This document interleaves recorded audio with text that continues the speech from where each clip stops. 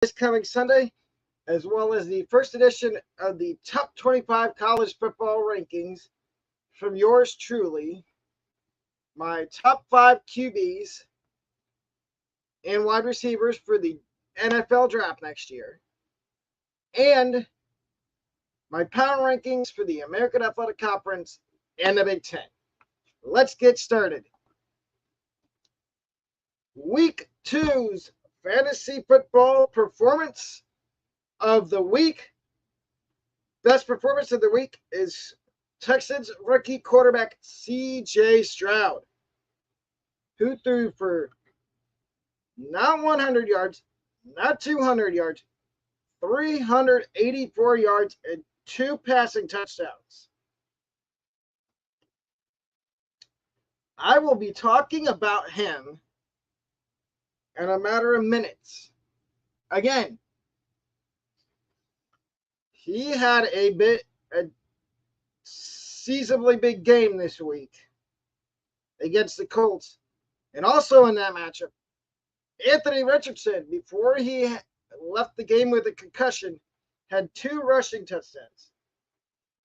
Anthony Richardson was one of the guys I was bullish on drafting in fantasy football drafts this year, going into the season, because I didn't know how good he was going to be, but I see he's for real now. Now, here we go with my waiver. Each week, when I do this, you're going to get 3 guys, 3 players to add from the waiver wire if they are available in under 80% of fantasy football leagues on ESPN or whatever platform you do your fantasy football on.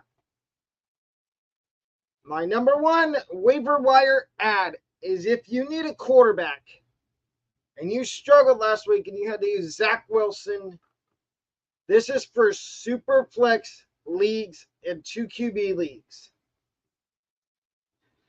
C.J. Stroud is 2.4% rostered. He needs to be rostered in more 2 QB leagues and super flex leagues. Please listen to me. You don't have to start him. At least pick him up and stash him on your bench. You will thank me later, because later on in the season, once he's in a groove with all his receivers, he will help you win some games of fantasy football. This next waiver wire ad, he wasn't even supposed to be a starting receiver for the Rams this year. He's supposed to be, actually, yes, he was. He was supposed to be the number 3. He was competing with Tutu Atwell for the slot receiver job in preseason. And now with Cooper Kupp out, over the first 2 weeks, this guy has had 30 targets. That is the most by a rookie. It is Rams rookie wide receiver Puka Nacua. He is 73.2% rostered. If he is somehow available in your league, please, please, please, I'm advocating and begging you, go out and add him. Especially if you play in either a 2 flex league or a 3 wide receiver where you start 3 wide receivers. He is a good 3rd wide receiver to start. And my last waiver wire guy I'm going to talk about for today on today's show is Buccaneers tight end Cade Otton. He is 1.1% rostered. This is, if you play in a deep league, this is a guy, if you waited on tight end, he is somebody you need to add and stash on your bench, especially if you have a guy like Logan Thomas. Logan Thomas left the Commanders game on Sunday with an injury. Otton is not a must add, but if you're desperate at tight end and want to dart throw, I would add Cade Otton. Here are my players to stash after week 2 in fantasy football. Again, with this, it's the same thing. There's 3 guys under 80% rostered. Number 1, Sean Tucker, Tampa Bay Buccaneers running back, 2.4% rostered. Listen to me. This one is exclusively for people that have Rachaad White. This is the handcuff you want to pick up for Rachaad White. If Rachaad White gets hurt, this kid earned the running back 2 spot on the Tampa Bay Buccaneers. If Sean Tucker is available in your league, which he's probably available in most leagues, if you have Rachaad White, don't put in more than, if you do a fab league, don't put in more than 10% of your fab. I would do maybe 3 to 4% of your fab. Or if you play waivers and you have the top priority and you have Rachaad White, this is the guy I would put top priority on adding. And stashing on your bench in case Rachaad White gets hurt. Not wishing injury upon anybody, but if you have Rachaad White, I would advise that you stash Sean Tucker on your bench. My number 2 player to stash after week 2. He's had back-to-back decently good games. Is Colts rookie wide receiver Josh Downs. He's 1.1% rostered. Like I said, I would stash him on your bench and see if he keeps getting. He got 3 targets in week 1. He got 4 targets in week 2. Keep seeing if he gets. The thing I would watch, though, is watch the injury report because Anthony Richardson's in concussion protocol. I would still stash Josh Downs, but if Anthony Richardson does not play, I would leave Josh Downs on your bench. If Anthony Richardson plays and you're desperate at flex or your wide receiver 3, if you're playing a 3 wide receiver league, I would take a shot in the dark on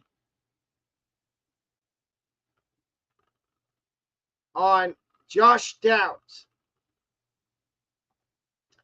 And my last player to stash for week 2 of fantasy football is Rams running back Kyren Williams. He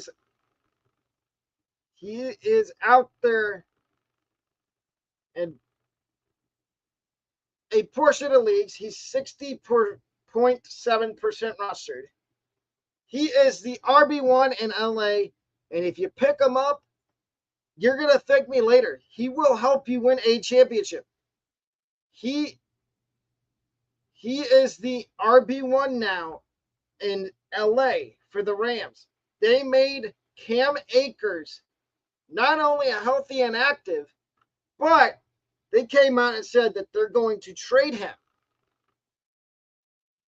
And I don't know who would want him, but if Kyren Williams is available in your league, go out at him and stash him.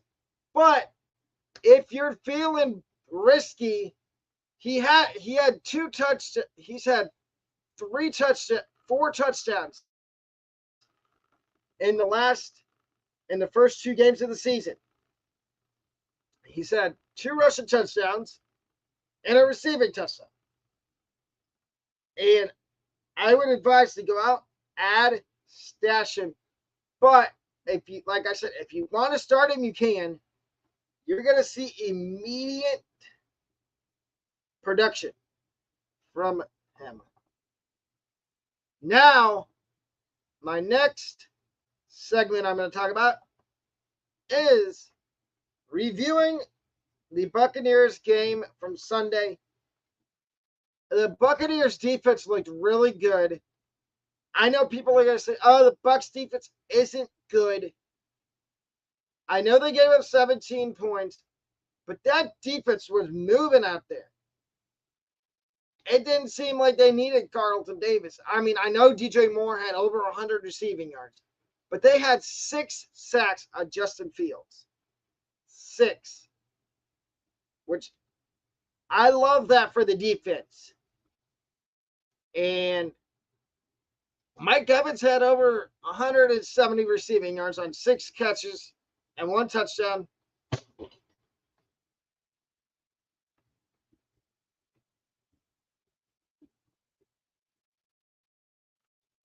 And Chris Godwin had 5 catches for 50 yards.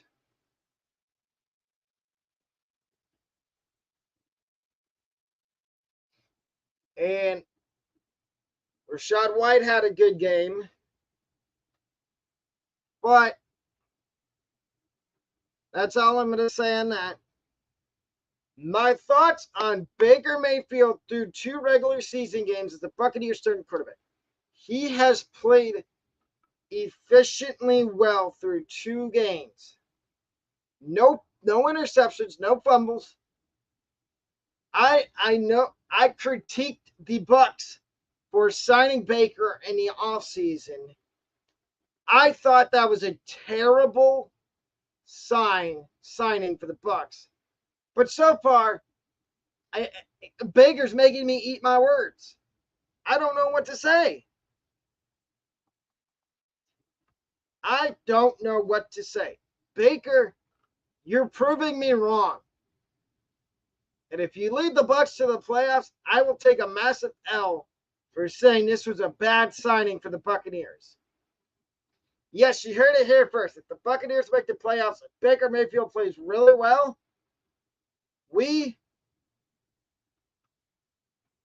I will personally take an L myself on that take before the season where I said Baker Mayfield would be benched after week 8. And now here we go. We're going to preview the Buccaneers week 3 game. It's a Monday night game against the Eagles.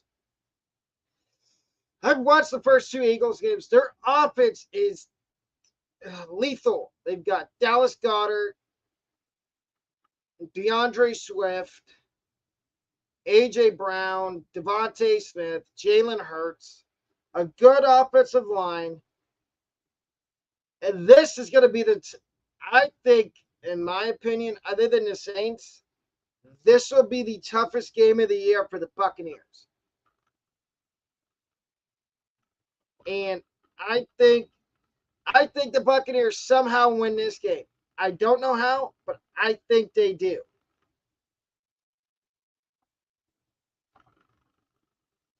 Now, on to the next part of the show. And it is the first installment of Alex's top 25 college football rankings after week 3. And I do my rankings a little different. I don't follow the coaches poll. I do it based on how the teams played every week. So, starting off the rankings, at number 25, I have the Gators. They upset Tennessee. You will see Tennessee later on in my rankings. I'm going to give you a hint. They are not inside the top 10. But the Gators, I wasn't giving them a chance in this game. I thought Tennessee was just going to blow the doors off of Florida. Boy, was I wrong. I'm going to say here first, that's a massive L for me. I take an L on that. I take an L. I was wrong. Critique me in the comments all you want. I was very, very wrong about Florida losing to Tennessee. At number 24, I have Washington State. They are undefeated. I have been impressed with the way they've played so far this year.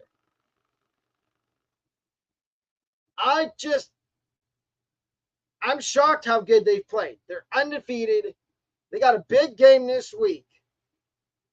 They will move further up my rankings if they win this week.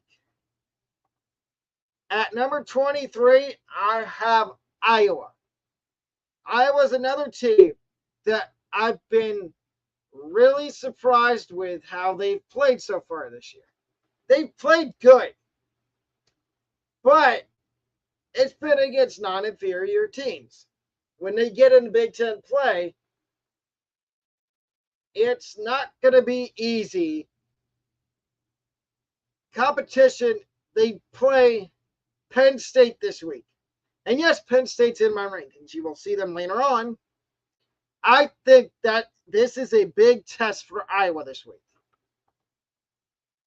At number 22, I've got North Carolina. I have not been impressed at all with North Carolina of how they played. Drake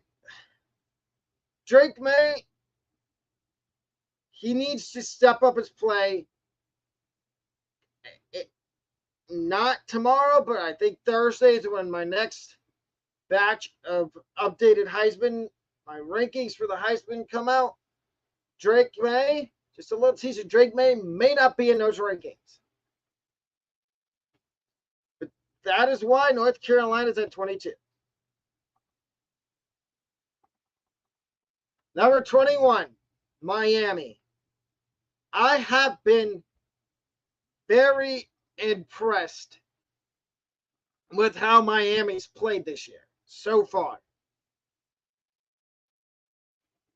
Except for last week, they played Bethune-Cookman, and Bethune-Cookman's not, let's face it, Bethune-Cookman is not a Power 5 school. That game, Miami should have won by more.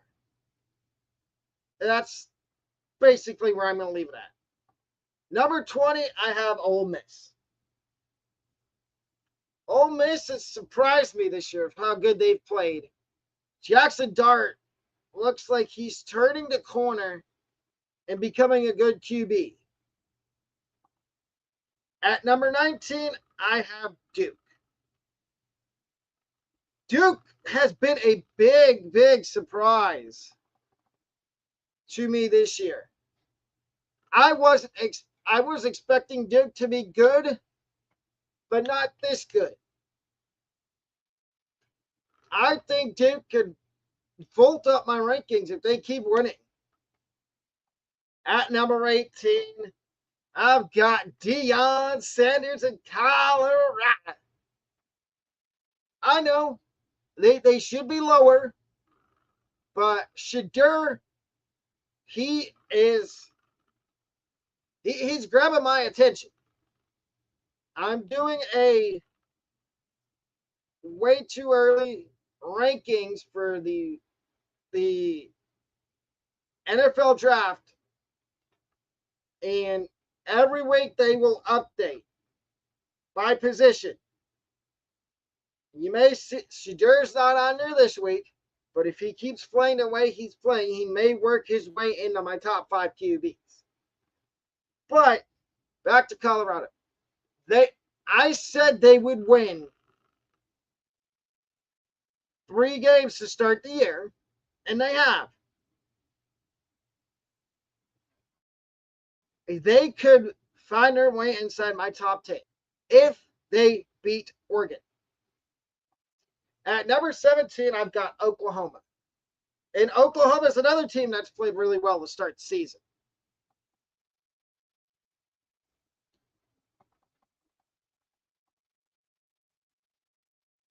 Yes, since 17. Yes, Oklahoma has played good to start the season, but they get into Big 12 play, and that's where the competition gets tough. But like these other teams behind them, if they keep playing well, they will move up the rankings. If they don't, they will move down. And if they lose, they will probably be out of my rankings. At number 16, this is probably a surprise to everybody. It's Alabama. And yes, I'm going to go into a little tangent about Alabama. They looked terrible against USF. They should have killed USF. It should have been over by halftime. But the one issue they have is QB. They can't figure out who their starting quarterback's going to be. Tyler Buckner started this game and didn't play that good. No touchdowns, no picks. Ty Simpson came in and played okay. I'll go more in depth about this at the end of my top 25 when I review the USF game. At number 15, it's Tennessee. Yes, I know everybody's going to say, oh, they should be out of your top 25. No, I still believe in Tennessee. I still have high hopes for them. I think that they got caught in a trap game. That's what this was against Florida. I think they got caught in a trap game. I think they're going to take their anger out on UTSA, which is unfortunate. Sorry, UTSA. That is why Tennessee is at 15. At number 14 is another undefeated team, Louisville. I have been impressed with so far how they've played under new head coach Jeff Brom, who was at Purdue last year and is now at Louisville. I think Louisville, if they keep playing the way they play, they could be another team that skyrockets up my rankings. At number 13, we have a tie. It is between Miami of Ohio and Florida State. Let me start with Miami. They were my upset. They were one of my upset picks last week to beat Cincinnati. And what did they do? They pulled off the big upset against Cincinnati. I don't think anybody else was picking them to beat Cincinnati. I think I was one of the only people that picked them to beat Cincinnati, and they did. And I'm happy about that. Now you may ask, why, Alec? Why is Florida State at 13? One word, disappointing. You played Boston College, and you were up 31-16, and you let them come back and almost beat you. You were 26-point favorites, Florida State. How in the world do you let Boston College almost come back and beat you? You're lucky they didn't get that 2-point conversion. Because if they did, you would have been lower in my rankings, and Boston College may have been in my rankings this week. You better fix the mistakes you made. Because Boston College gave you every chance to win that game big. They had I can't even count on one hand how many penalties Boston College had because they had more than 13. And Florida State let them stay in the game. You can't do that. You're the more inferior team, and you're out here letting Boston College back into a game that was over at halftime. Basically over at half. And Florida State, I am never picking you to cover the point spread again. You let me down. I have to take an L on that. Florida State, you have lost my trust. At number 12, I have LSU. Jaden Daniels, the real deal. He may be in my Heisman list this week when it comes out in a couple days. Just a heads up. You never know. You have to wait and see. At number 11, I have Oregon State. Oregon State's another team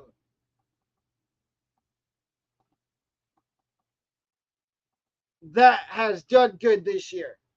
I've been surprised with them as well. And I like the way they're heading. I think I did not pick them to win the Pac-12. I picked Utah, but you never know. I could change my pick anytime. At number 10, I have Oregon.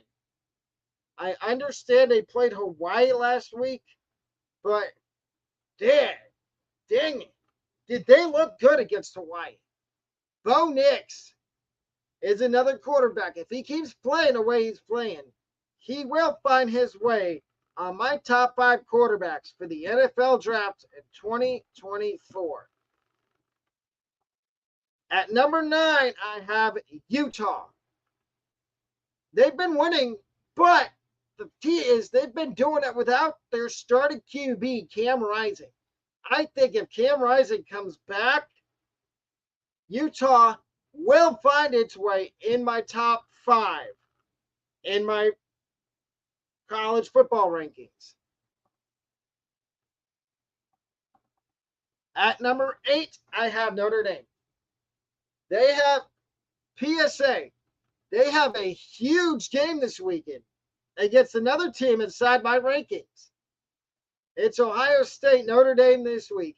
I will be calling it with my esteemed co-host for the Alec and Robbie show, Robbie Colleton. We will be calling that game on YouTube Saturday night at 7:30. Back to Notre Dame now. That's just a little programming note if you want to tune in. But I have been impressed with Notre Dame this year under second-year head coach Marcus Freeman. He has impressed me a lot. I think Notre Dame is going to have a special year, but unfortunately, they're going to take a loss to Ohio State. At number 7, I have Washington. They're another team. Michael Penix is the real deal. If he keeps, I've said this about 2 or 3 other quarterbacks. Michael Penix, if he plays the way he played, keeps playing the way he's playing, he will find his way on my top 5 QB list for the NFL draft. At number 6, I have Penn State.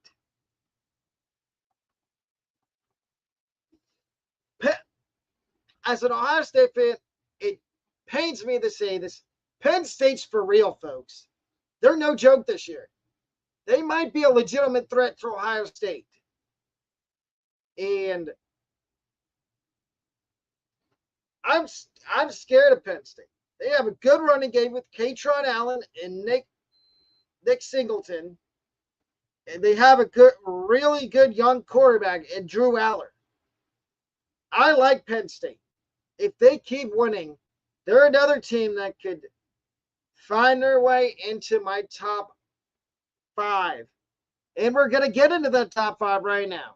At number 5 is Ohio State. Yes, I know what people are going to say. Why is Ohio State not in the top 4? It is the inconsistency of the offensive line. I think as the season wears on, the offensive line is going to get better and they're going to get more experience. But the offense, that is what the offense is supposed to look like, how it did Saturday against Western Kentucky. Marvin Harrison, another 2-touchdown day. Hands down, he's probably my number 1 guy for the Heisman going into week 4. You never know. You might see him on that list. But, and the other thing is the defense. We only gave up 14 points to Western Kentucky, but no, we gave him 10 points. But can we do that against Big Ten teams? And the first test for our defense is this weekend against Notre Dame. If we can stop Notre Dame and hold them under 100 yards, I think we win easily. But I don't think that's going to happen. At number 4, I've got Texas. Yes, I know what y'all are going to say. They struggled against Wyoming. I don't care. They beat Alabama. And look what it's done to Alabama. Look where Alabama was in my rankings. I think, folks, I think Texas is back for real. I think they are, and I think they might win the Big 12, which was one of my bold predictions before the season started. And it was a hot take. I said Texas wins the Big 12 in their final season before heading off to the SEC. At number 3, I've got USC. USC is at number 3 because of their offense. Their defense is questionable. Their offense is loaded. You've got Zachariah Branch. You've got Jerry Rice's son. You've got Caleb Williams. You've got an offensive guru, a Lincoln Riley. And that is why I have them at number 3. At number 2, I have Michigan. Yes, I know you see the Ohio State stuff, and you're going to say, why is Ohio State not in front of Michigan? The one reason Ohio State is not in front of Michigan in my rankings is Michigan actually has a more experienced QB than Ohio State.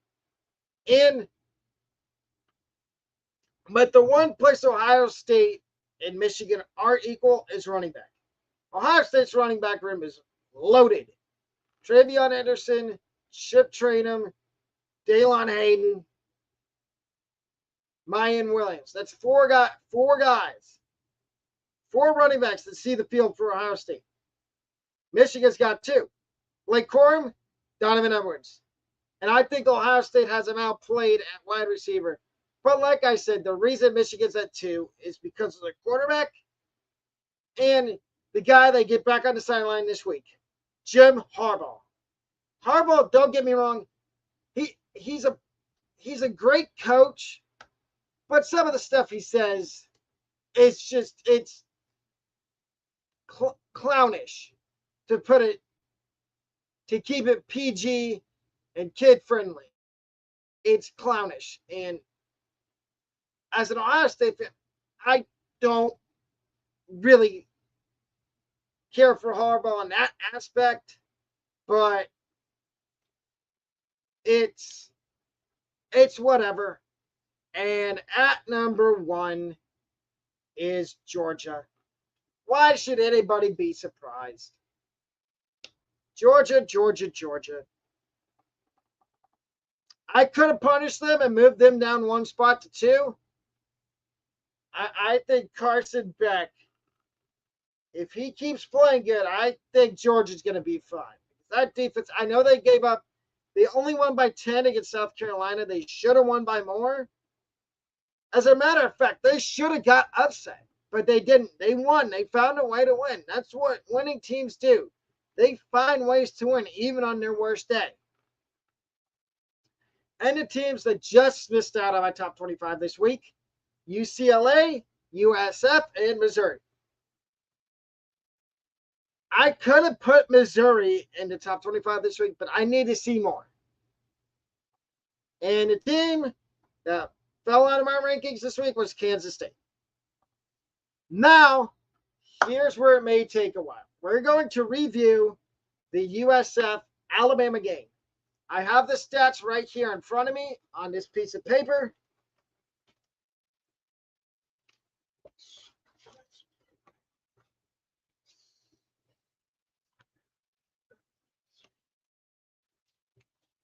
So, to start, the USF defense played really good.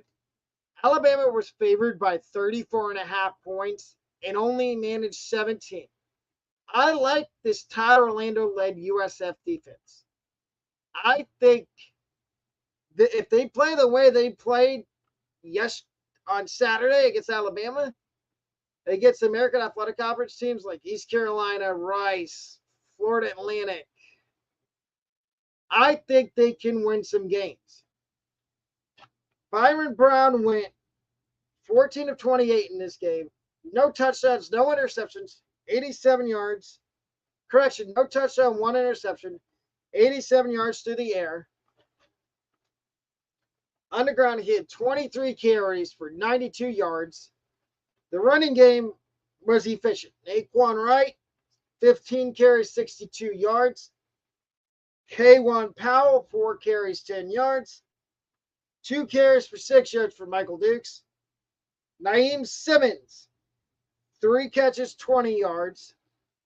3 catches for 20 yards. Weston Wolf, 2 catches for 17 yards. And Sean Atkins, 6 catches for 42 yards.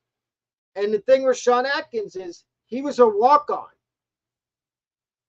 And you think a walk-on would change his number once he gets put on scholarship. No. He stayed with the number he had. And let me give you some stats. Penalty yards. What did I say USF had to do in order to stay in the game and maybe pull the upside? Limit penalties. They only had 5 penalties for 40 yards. And what was the other key? Limit turnovers. Guess how many turnovers they had? 1. And the other one was time of possession. Run the ball. They did a good job of that. And they had almost 30 and a half minutes of time of possession. Now we get to Alabama's stats. Alabama, they used 2 different quarterbacks. In my opinion, Ty Simpson was the better quarterback. Look at stats-wise. He went 5 of 9 for 73 yards. No touchdowns, no picks. Tyler Buckner, 5 of 14, 34 yards. No touchdowns, no interceptions. Their running game. This is the issue with the USF defense. They did good against the pass. They held both quarterbacks under 100 yards. But on the ground, they gave up. Roy Dell Williams had 17 carries for 129 yards and a touchdown. Jace McClellan had 13 carries for 74 yards. Did not have a touchdown. And like I said, they're receiving. CJ Dupree, 1 catch for 45 yards. Isaiah Bond, 4 catches, 42 yards. And Jermaine Burton, 1 catch for 7 yards. Penalty yards for Alabama, 5 penalties for 35 yards. Time of possession,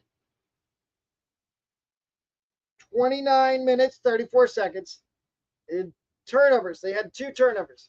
So, USF followed the formula I said. Limit turnovers, limit penalties, run the ball, and control time. They out time of possession Alabama. But that didn't lead to a win. But that's what I like to see. If they play that way the rest of the season, they will win games because they will. If you run the ball as many times as USF did this game, that wears down the defense. And then eventually they just have to keep on substituting in fresh defensive linemen. And eventually those guys get worn out and tired. And you have to, same thing with that. You have to, that wears down the defensive line. And then when they start to stack the box, then you can run play action and throw the ball. And I thought they did good with play action too. Byron Brown, I don't think Gary Bohannon will start another game for USF. I think when he comes back, he's the backup to Byron Brown. USF this Saturday plays Rice at home at 4 o'clock.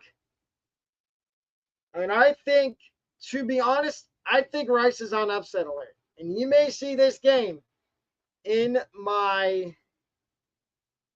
upset picks this week. Just a little look ahead teaser.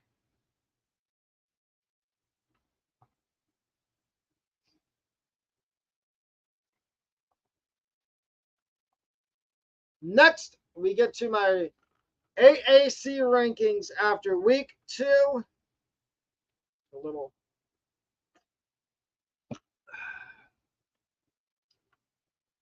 Yes, there's some movement in my rankings. At number 14, they stayed at number 14, East Carolina. I didn't expect East Carolina to be this bad through 3 games. They're 0-3. I understand they have a new QB in Max Garcia, but I expected them to be a lot better than they are. And I'm not impressed at all with them. North Texas at number 13.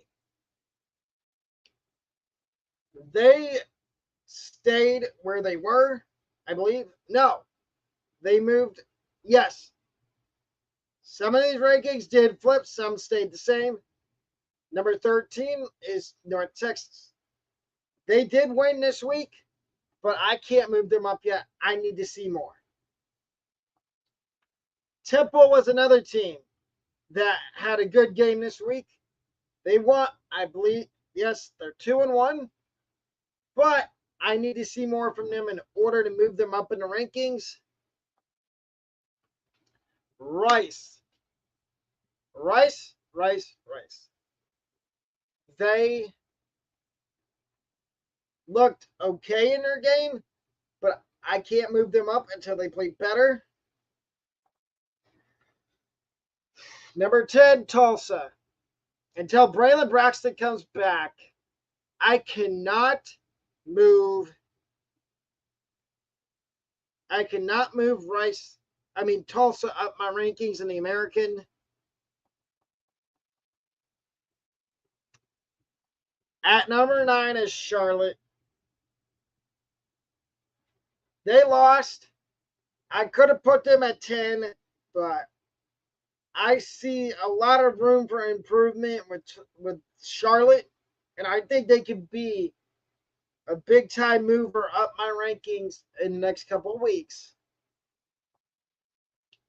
At number 8, I have FAU. Here's another team.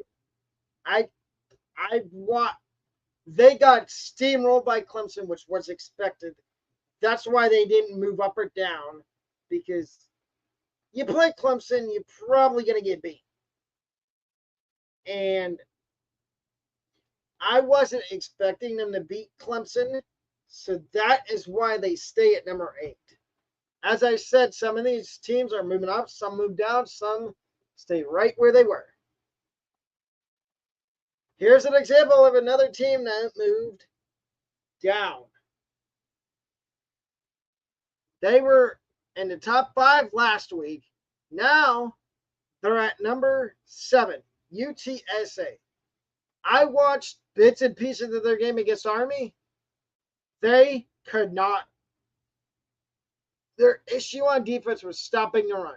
And I understand Army runs the triple option, but you got to know that they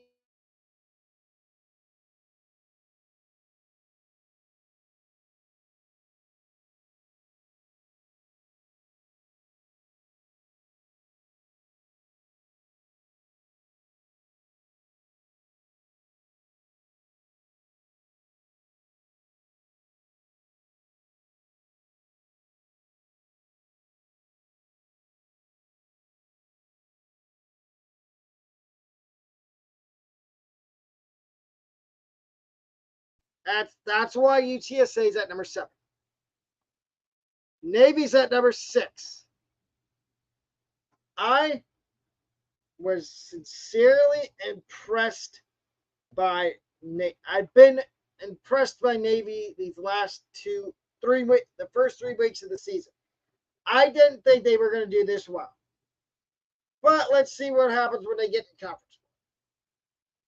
They did play a conference game and they lost.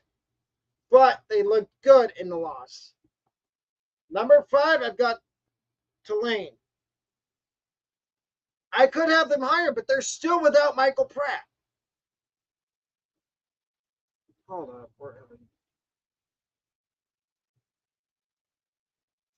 Okay. They're doing all of this without Michael Pratt, and I've been very, very impressed with Tulane. They're going to be a dangerous team once they get Michael Pratt back. At number 4, I have UAB.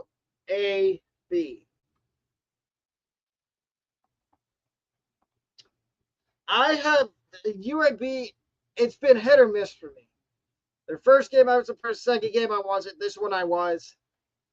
So they're kind of in a wait and see approach with how things go.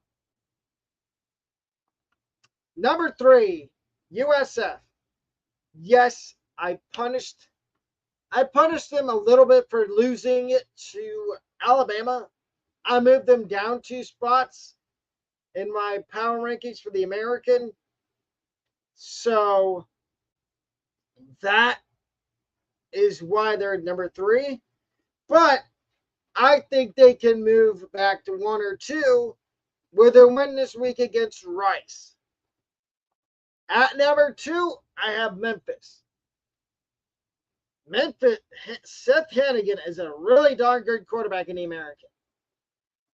And I like Memphis.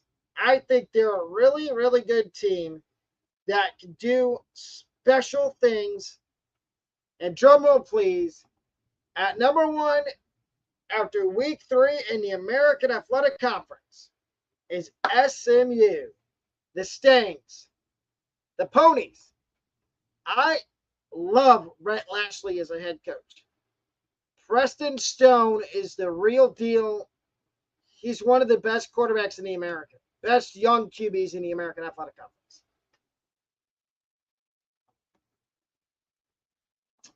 Now,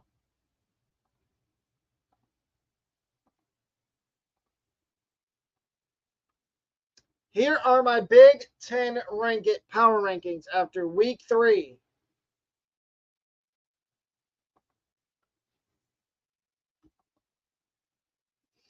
At number 14, I have Michigan State.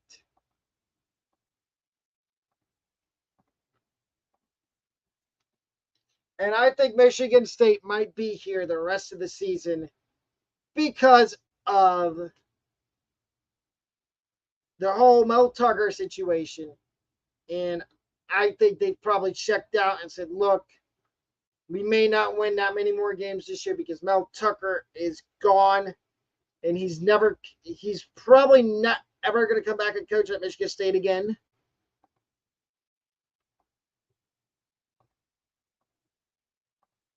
At number 13, I have Northwestern. I've been shocked at the amount of good football they've played so far. And to say it's a surprise is an understatement. No, it's not an understatement. It's very accurate because I had them finishing in last place in the Big Ten at the end of the season. But if they keep playing like this, they're going to lose a lot more games, I think. But they may win a couple more games, and I'm giving them. Prediction was I had them winning 2 games before the season started because I said they had no talent, and I think Pat Fitzgerald was on a hot seat. Well, the Pat Fitzgerald thing, that's a whole nother story that we don't want to get into on this show because we don't want to lose fans of the Talk Sports show. So we leave that be.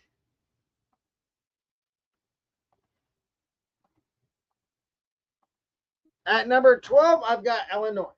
They were inside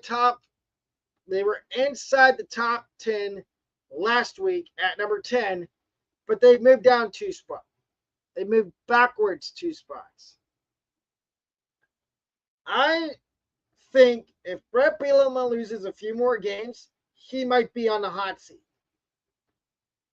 I don't think they're going to win that many more games, to be honest. So I think watch out for Brett Bielema to be on the hot seat.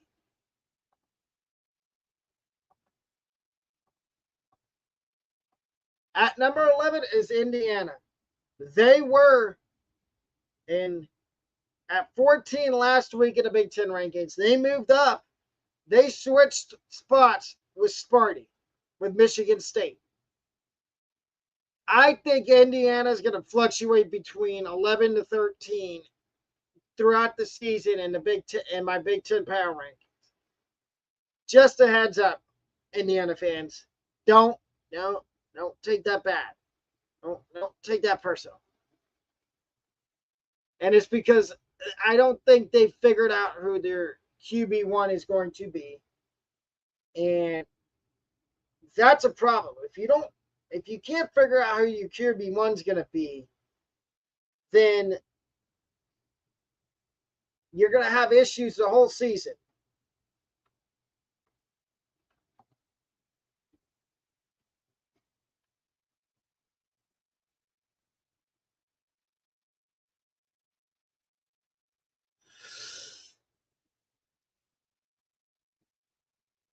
Should I trade Amari Cooper?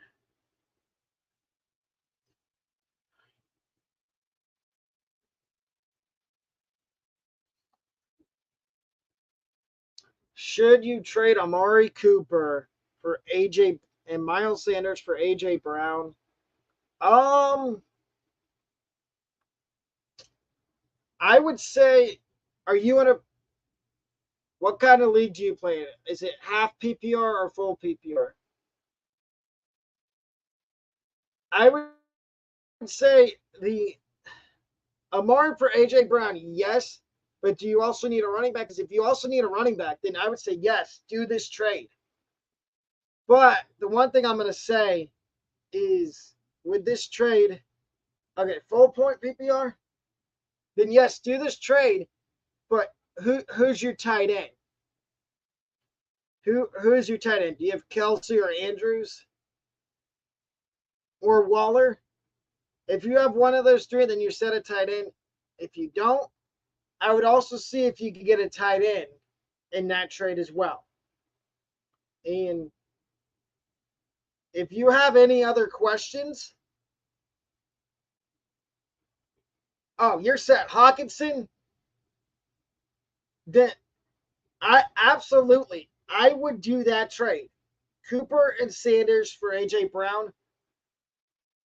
But the one thing I would say, see who that guy that has AJ Brown, see if he also has a running back you like. See, you can swap Sanders and also get another running back in the trade. Because who are your running backs in that on that team you're trying to get AJ Brown? We will get back to the Big Ten rankings here in a second. I'm answering a question from a fan. And my man, if CMC, okay, yeah, I like CMC. Who's your RB2?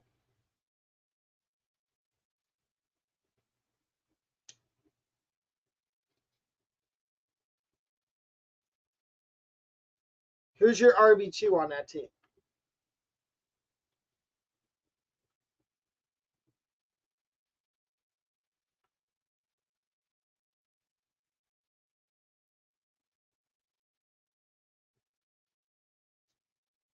Madison. Okay. Yeah, I would do that trade. And if you have any other questions on fantasy football, feel free to ask them on the stream. But I can also give you my Instagram, and you can DM me there. My Instagram is Alec Thomas Pecano. It's all lowercase. You can also DM me there, and I can give you more advice there and on streams. Because I'm going to try to, every Sunday morning, I'm going to try to do a fantasy football stream where I just specifically talk about fantasy football.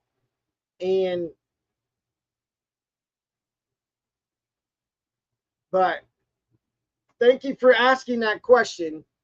And at the end of this stream, I will be going over guys I would trade for and trade away before week 3 of the NFL starts. But back to my Big Ten power rankings. At number 10, I have Purdue. They've moved up a little bit too. I've been decently surprised by their new coach, Ryan Walters. He has been doing a good job at coaching up that defense.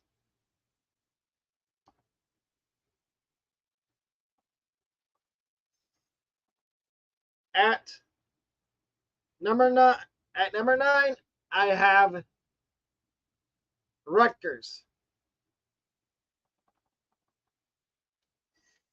I've been impressed. Rutgers has been a surprise to me.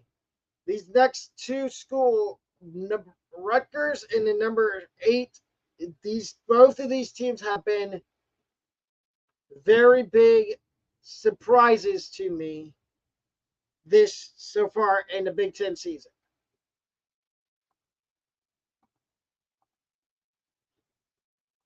At number 8, I have Nebraska. Nebraska is another team that I've been surprised with so far this season in the Big Ten. And I think Matt Rule can take this team. The sky's the limit with them. I know they weren't going to beat Colorado. So for those of you that thought they were going to beat Colorado, I'm sorry, but they weren't going to beat Colorado.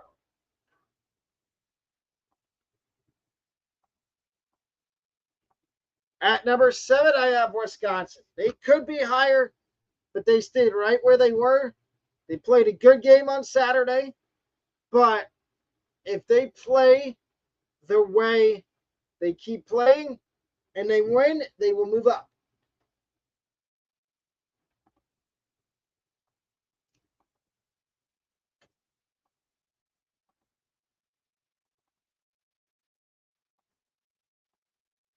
At number 6, I have Minnesota. Minnesota, I've been fairly surprised with so far this year with their new quarterback, Ethan Kaliakis. Again, I don't know if I'm saying his name right. Minnesota fans, can you correct me if I said his name wrong, please? I feel bad if I said his name wrong. But I've been surprised with him.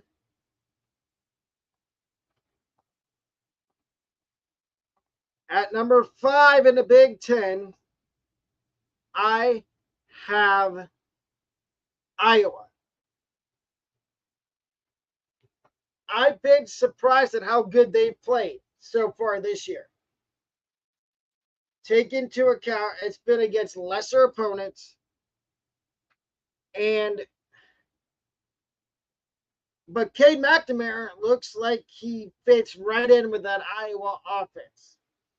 And if Iowa keeps playing good, I will move them up my rankings.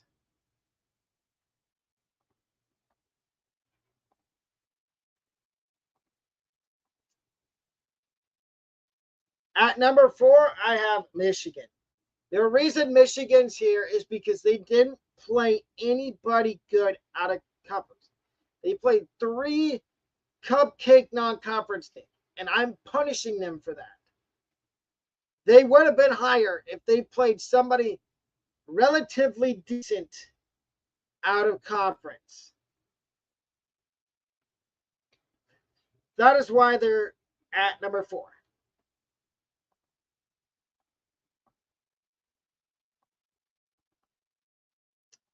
At number 3, I have Maryland. Maryland has been surprising so far early in the college football season and in the Big Ten. I think they could do special things until he is probably his last season. Because if he has a good year this year, he's going pro. No question about it.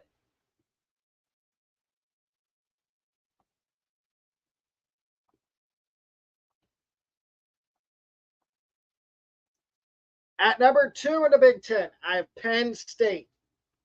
Like I said in my college football rankings after week 3, I think Penn State's the real deal this year. With Drew Aller, Nick Singleton, Katron Allen, I think they're the biggest threat to Ohio State in the Big Ten. It's not Michigan, it's Penn State. Everybody's sleeping on Penn State. I'm not. I have been very impressed with them so far. And at number 1 in my Big Ten rankings after week 3, I have Ohio State. And it's for one reason and one reason only. Not the defense this time. It's the offense. That is how the offense is supposed to look. Everybody, it happens every year when Ohio State gets a new quarterback. It happened with C.J. Stroud his first couple starts. Everybody was after him after his first 2 starts because he struggled. It takes time for a new quarterback to get acclimated with the receivers he's got, the running backs, the offensive line. McCord is going to be fine. He is a leader. I saw a video after the game after the Ohio State Youngstown State game where he stepped up in the locker room and was talking to the team. And he seemed like a leader. And that's what you want from your starting quarterback. Even though he's only started 3 games so far. After that Youngstown State game, that was his 3rd game he started. He's now started 4 games.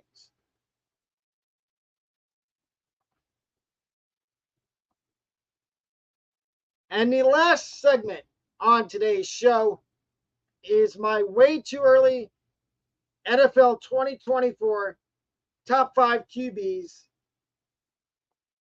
My number 5 QB for the 2024 draft class. And this is going to change after every week, depending on, again, how these guys play. At number 5, after week 3, is Tyler Van Dyke.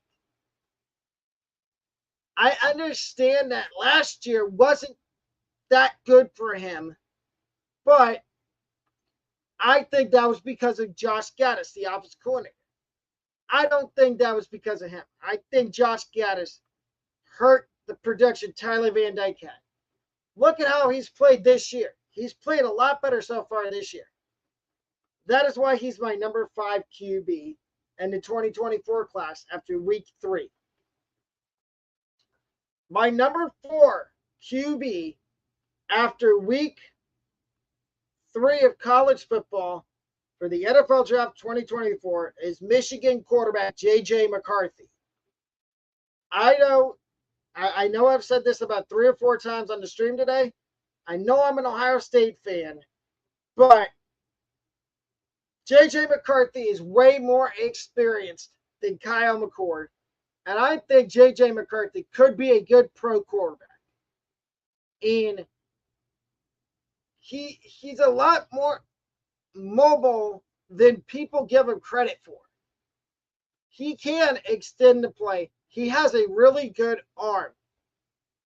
When he was coming out of high school at IMG, there's a lot of schools that wanted him. And Michigan, you got a really good quarterback. I know I clown on you guys sometimes. It's not because of the players you get. It's because of your coach, Jim Harbaugh. And that's what I have to say about McCarthy.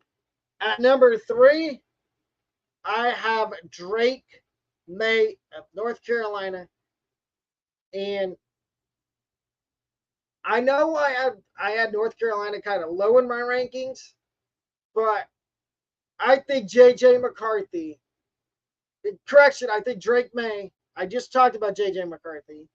Drake May, if he turns it around, he could be in my top 2 quarterbacks for the 2024 NFL Draft.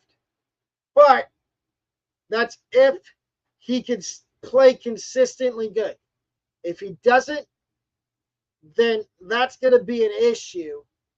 And he may fall out of my top 5 quarterbacks for the 2024 NFL draft. My number 2 QB for the NFL draft for 2024 after week 3 of college football is Texas QB Quentin Ewers. I was mad at him when he left Ohio State because he used us for money. The only reason he went to Ohio State for 1 year, he knew he wasn't going to play. The only reason he went there was to get his NIL money, which at the time I was mad, but now I give him props for doing that because look where he is now. He's at Texas. He started. He made Hudson Card transfer to Purdue. I think Quentin Ewers can and will be a really good NFL quarterback. And my number 1 QB for after week 3 for the NFL draft for 2024 is USC QB Caleb Williams. I think whoever gets this kid in the draft is going to be lucky. He's a really good quarterback. He's probably the next generational QB.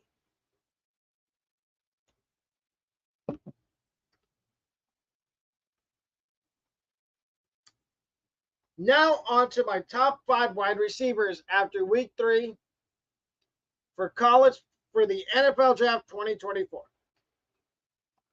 At number 5, I know he had a bad game for Alabama on Saturday against USF with only 1 catch for 7 yards, Jermaine Burton. But I think he could turn it around and be one of the top 5 receivers to go in the draft next year. At number 4, I just talked about this guy's quarterback. It is Cornelius Johnson from Michigan. I think Cornelius Johnson could be one of the top 5 wide receivers for the NFL draft next year if he has a big season for Michigan. The number 3 wide receiver on my board after week 3 for the NFL draft 2024 is Dante Cephas from Penn State. And I don't know much about the kid. I need to watch more film on him, but I think he can be really good. My number 2 wide receiver in the after week 3 for the NFL draft 2024 is Florida State, former Michigan State wide receiver turned Florida State wide receiver, Keon Coleman. This kid is special. I think he is going to be special in the NFL.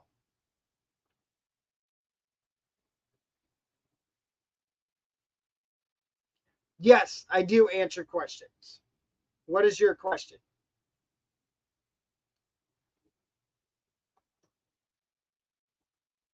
And my number 1 wide receiver after week 3 for the 2024 NFL draft is, and this should be of surprise to no one, is Ohio State wide receiver Marvin Harrison Jr.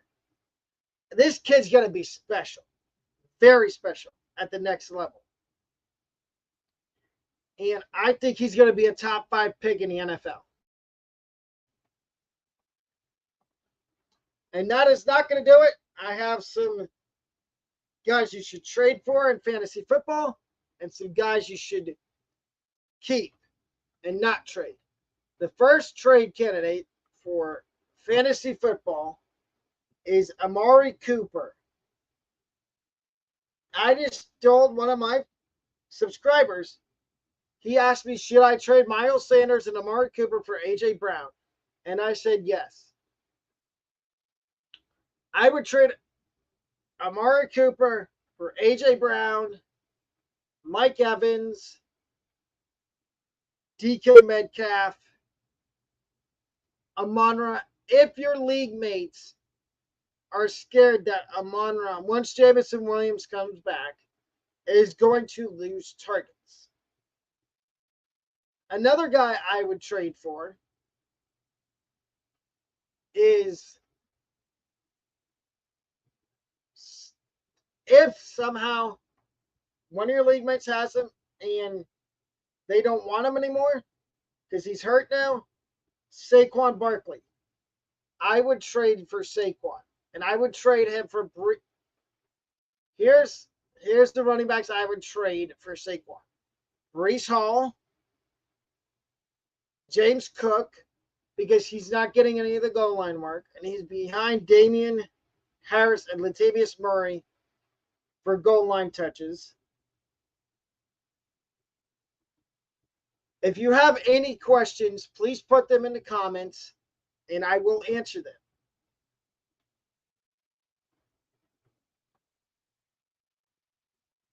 This is the portion of the show where you can ask questions, and I will answer the questions in the order they come in. So, and how is everybody's day going?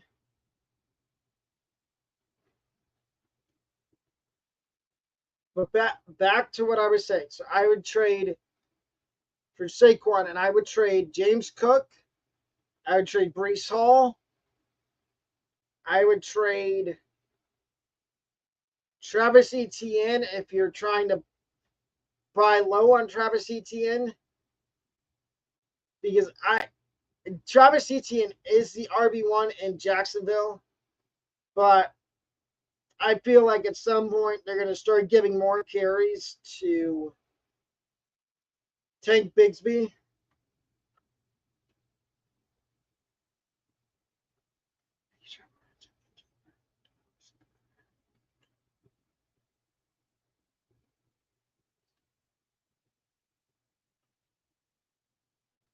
Let's see. So you got Cousins as your quarterback. Is this a one quarterback league or super flex? And my second question is this full PPR or half PPR?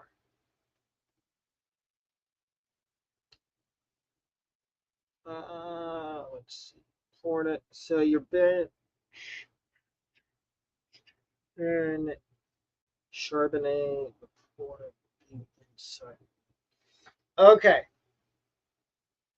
One QB, full point PPR, one flex. I like your running backs. So your receivers are AJ. How many receivers can you play in this league? Is it two receivers? Do you start two receivers or one or three receivers? I like your quarterback. I think if anything, you need to get a better. I like Mac. I like your bench. Other than Mac Jones, I think if you can. Okay, I like your receivers. I like your tight end.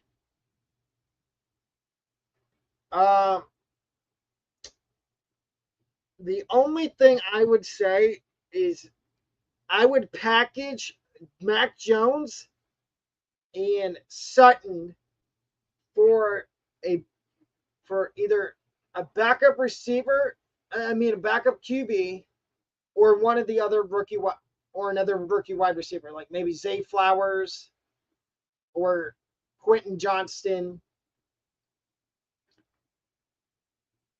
And I would also see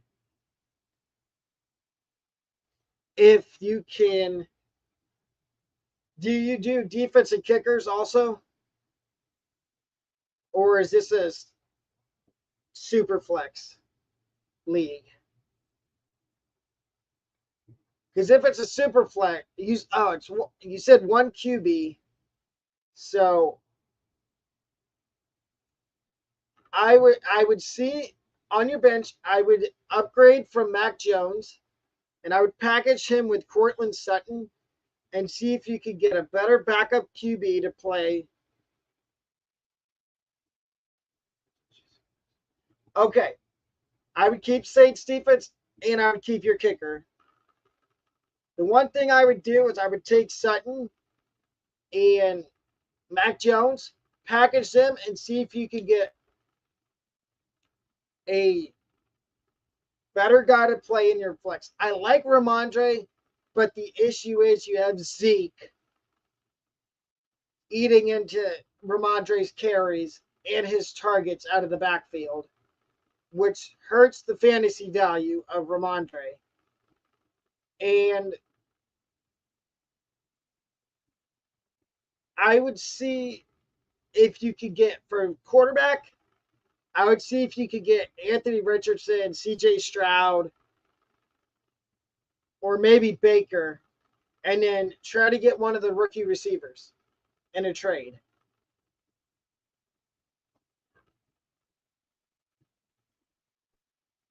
Does anybody else have fantasy football questions? If you do, please send your lineup and what your question is. Because I'm here to help y'all dominate your fantasy football league and win fantasy championships. And if you haven't already seen, I did put 2 new posts on my community tab. If y'all can go check those out after the stream and vote on one. And the other one is my memberships. If you would like to purchase a membership after the stream, look at the membership tiers that I have, and feel free to purchase a membership as well as maybe some merchandise. But back to the stream. Again, if you have any other fantasy football questions, all you have to do is put them in the comments, and also put your lineup in the comments and what your question is. I do start sits, who your guys you should trade for, guys you should pick up off the waiver wire. So another guy I would trade for, if you're able to and you want to buy low on him, is Travis Kelce from Kansas City.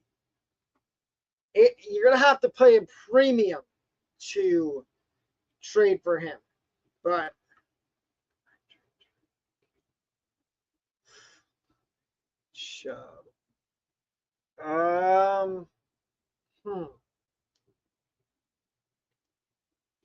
I would say, okay, with that, is it full PPR or half PPR? And what is your record after 2 weeks? Well, after 1 week so far.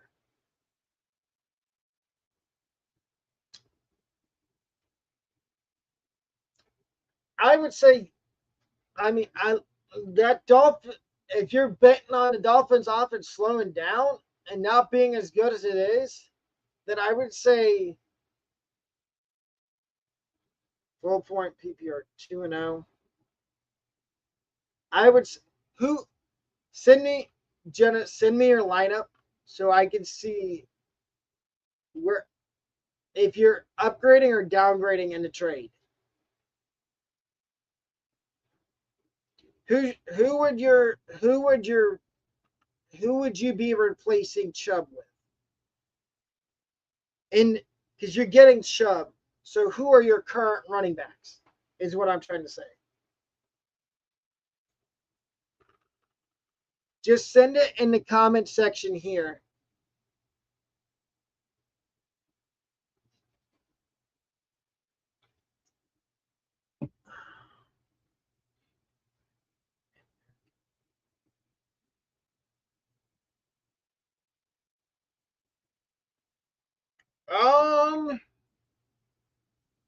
Who are your wide receivers?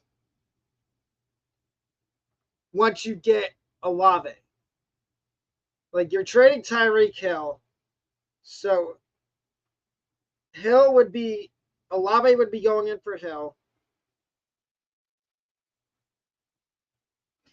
No, just put your, what you do is if you go back in the comments section, you can see there was another guy that asked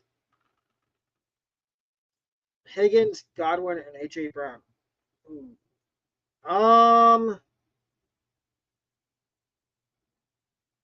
Yeah, I would do that trade.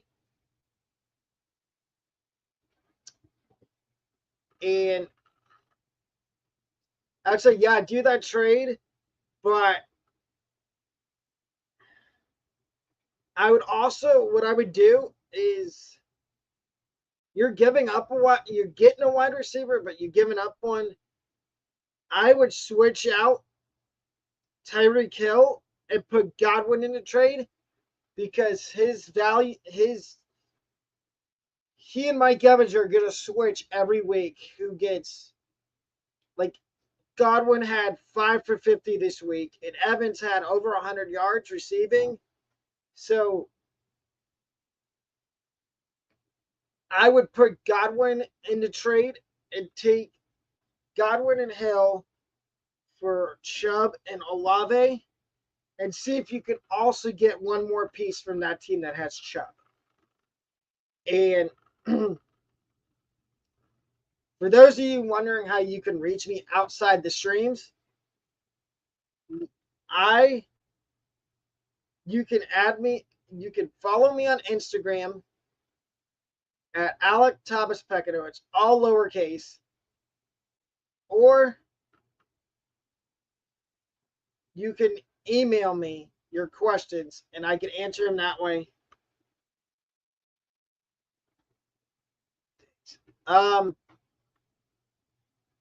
Okay, yeah, I would do Hill for Chubb and Olave. Do that, and QB's Allen, Tua, running backs Connor, Derrick. Yeah, I would do that trade, and see what he says to it. But back to what I was saying, there's 2 ways you can contact me outside streams. One of them is through my Instagram, Alec Thomas Pecano.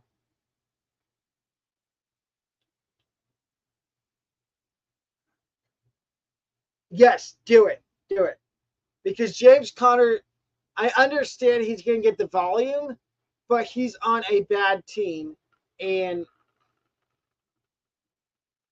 they're going to be behind a lot, so they're going to have to throw the ball.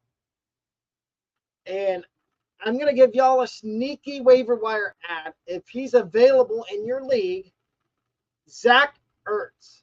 He is getting consistent targets through the first 2 weeks of the season. If he's somehow available in your league, I would go add him. But back to what I was saying, you can either DM me on Instagram with fantasy football questions outside the stream, Alec Thomas Pecano, all lowercase, or you can email me at alecpeck@gmail.com, and that is also all lowercase, and I can answer your questions that way too.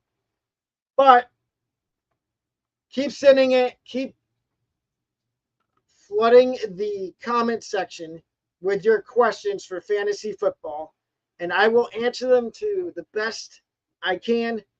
Like I just answered Jenna's. She asked me if she should trade AJ Brown, James Conner, and Tyreek Hill for Diggs, Olave, and Chubb. And I told her yes. And who else has fantasy football questions?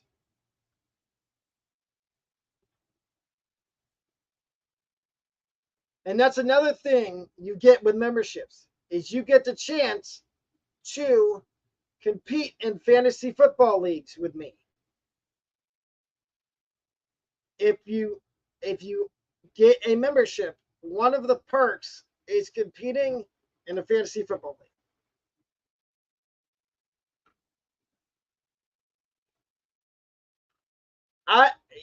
Yes, I would do that trade and see if you can sneak Miles Sanders into trade and see what he says. If he says no, then give him the original offer that you put in the comment section of this YouTube video and see what he says. But I would be, if you have Breece Hall, I would be patient. I know I said to trade him, but I would also wait and see what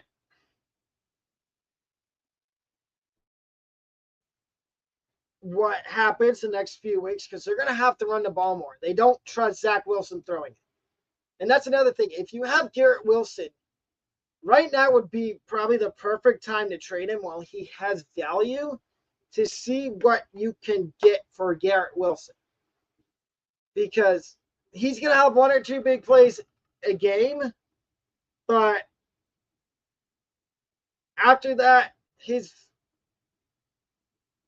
I would sell high on Garrett Wilson right now to see what you can get for him, instead of waiting and then kicking yourself in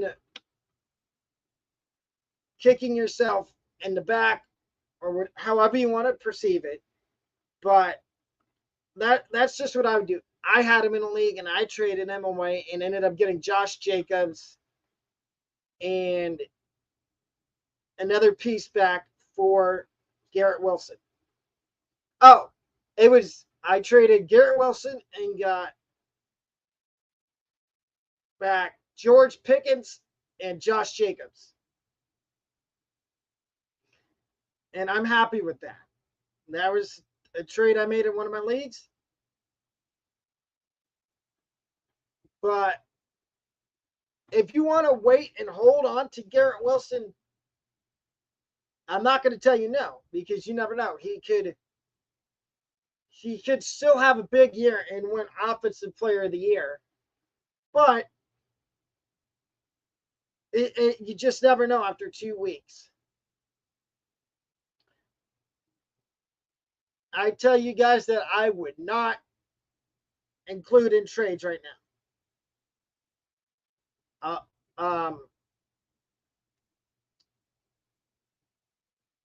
Christian McCaffrey, Derrick Henry, and that's it. If you have those two running backs, do not trade them. And I read something on McCaffrey. He should be untouchable. He looks like he's back to pre-injury Christian McCaffrey. And the other guy I would not trade is Rachaad White, unless you get a good offer for Rachaad White. That is the only way I trade Rachaad White. It's if you get a good offer for him. Wide receivers that I wouldn't trade: Mike Evans, Amon-Ra St. Brown, DK Metcalf, unless you get a good offer. Chris Olave, unless, of course, you get a good offer from the team that is trading you Chris Olave. Any of the rookie wide receivers, because I think later on in the season, they will help you win championships and they will help you win championships and get you into the fantasy playoffs. But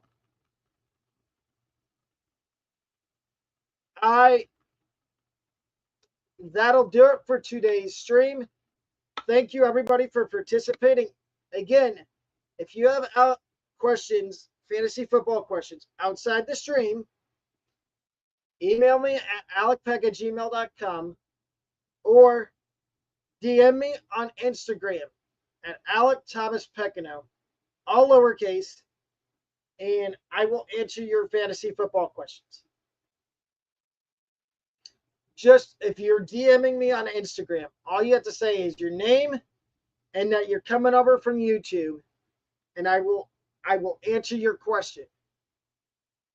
to the best of my ability that I can. But thank you. And remember, look at the community tab and look at the 2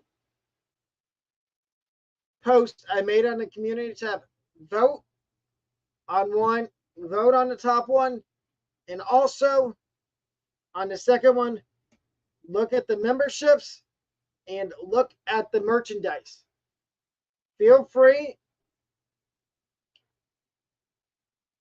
I would advise to, first things first, I would advise to, if you want to, get a membership. You won't regret getting a membership to the Talk Sports family. As you can see, I do answer questions during streams. And I will answer your question. But that's going to wrap up today's stream. Thank you very much. Have a great rest of your evening.